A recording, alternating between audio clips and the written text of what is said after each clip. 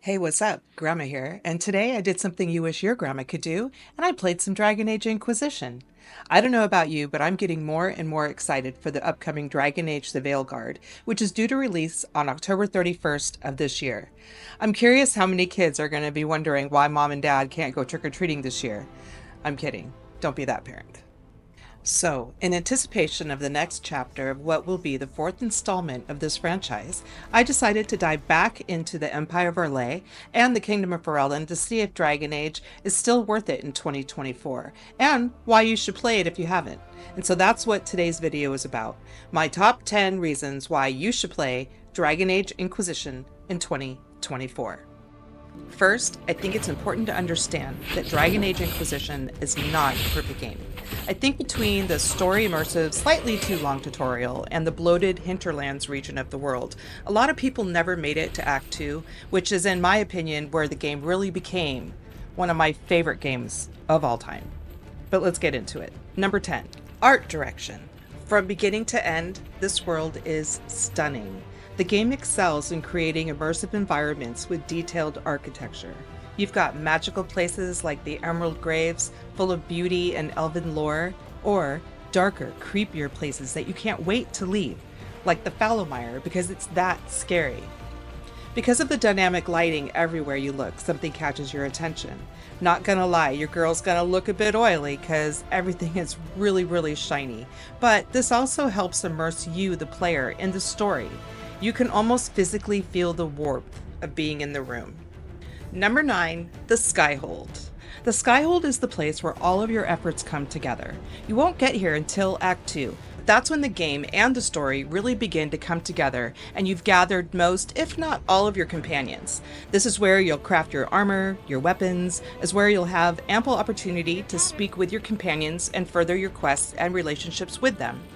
Need something? The War Room is also here, and where you will spend quite a bit of time between missions. As you complete your missions and journey along, you'll have the opportunity to collect banners, furniture, and even windows. This allows you to decorate your Skyhold your way.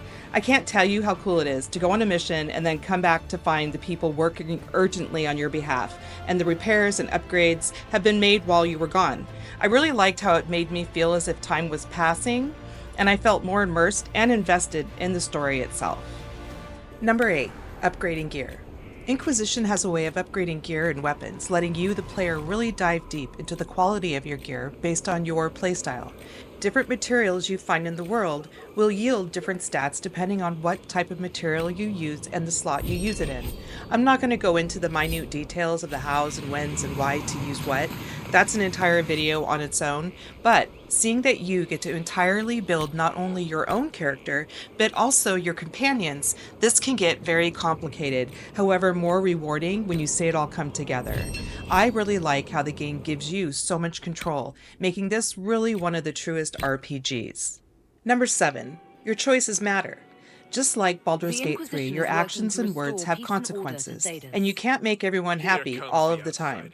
The fun part is based on your own personality and playstyle, leaving you, the player, determining whose help will matter the most to you, and a bit of finger crossing that you'll please the ones you want while not pissing off everyone else.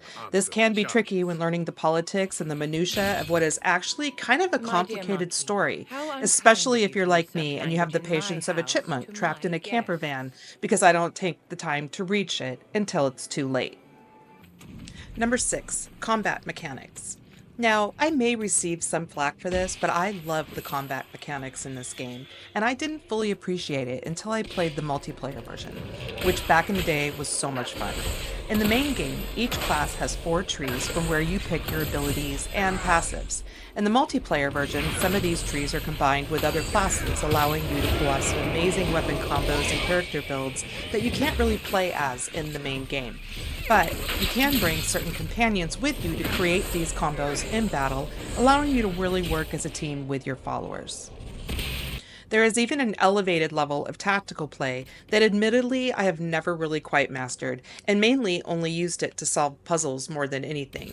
But for those of you who really want to get into the planned assault, you can control the battle the way you want and intend it to happen.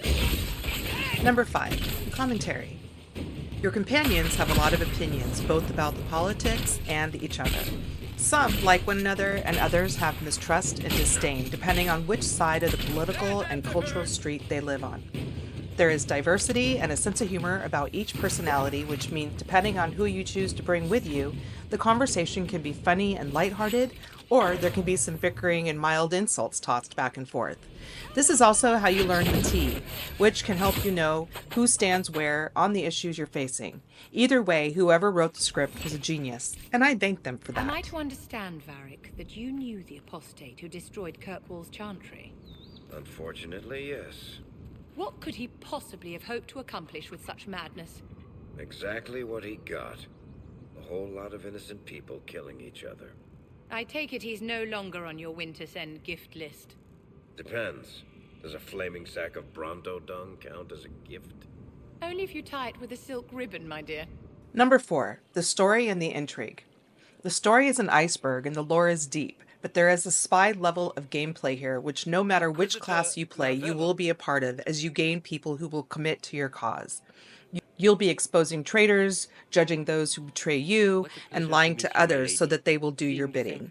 You can play nice, or you can play dirty, depending on the result you're looking for and the alliances you wish to create. In fact, some of your companions like to play a little dirty, so have at it.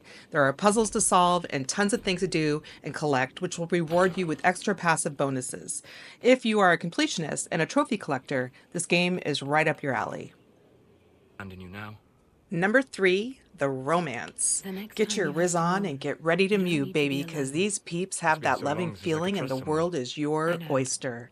This playthrough, I'm going for Solus. He won't be able to resist my crystal blue eyes and my extra pointy elfy ears this time. I built my girl to his liking. I hope, because he turned me down the last playthrough. He's not into humans, apparently. Anyway, no worries. I just went and hooked up with my great friend with benefits Iron Bull over in the pub. Don't judge me. Kunari don't have sex? Oh, we definitely have sex. They're Tamasrans who pop your cork whenever you need it. Seriously? Yes. It's not a big deal like it is here. It's like, I don't know, going to see a healer. Sometimes it's this long, involved thing. It takes all day, leaves you walking funny. Other times you're in and out in 5 minutes. Thank you. See you next week. For real though, each companion has a storyline and the ability to love. Depending on their approval of you, they will either return your affection or reject you repulsively. My lady, don't. This is where the choices matter thing gets really fun. And there's someone for everyone, no matter what kind of freak you like. No one says love doesn't hurt though, so don't be surprised if someone breaks your heart. Number 2, replayability. I'm unsure just how many times I've played this game. I'm just starting out on this version on my first PS5 playthrough, but it's been a consistent go-to game when I'm bored with everything else. Not sure what class you want to play? No fear, because you can play them all simultaneously. There are so many options between character builds, party composition, playstyle, personality. Every time the story changes slightly depending on your character's race and class, allowing you to take alternate paths from different perspectives each playthrough. Alright, before we get to number 1, I want to thank you if you've made it this far.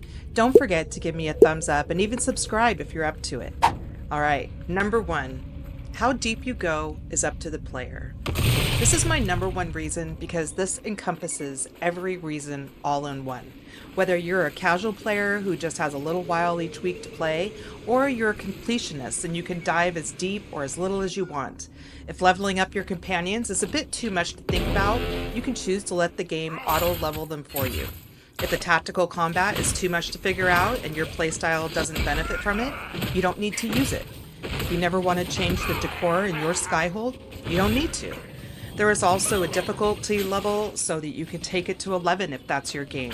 I can go on and on, but I think you get it. Dragon Age Inquisition is what you make of it. Well, that's my list. I think Dragon Age Inquisition is still a great game with a lot to offer and worth playing to familiarize yourself with the franchise if you're not already. So, what do you think? Are you excited for the Veilguard 2? Let me know in the comments below. Thanks for watching. I'll see you on the next one. Running around with a curious smile, like you've got nothing to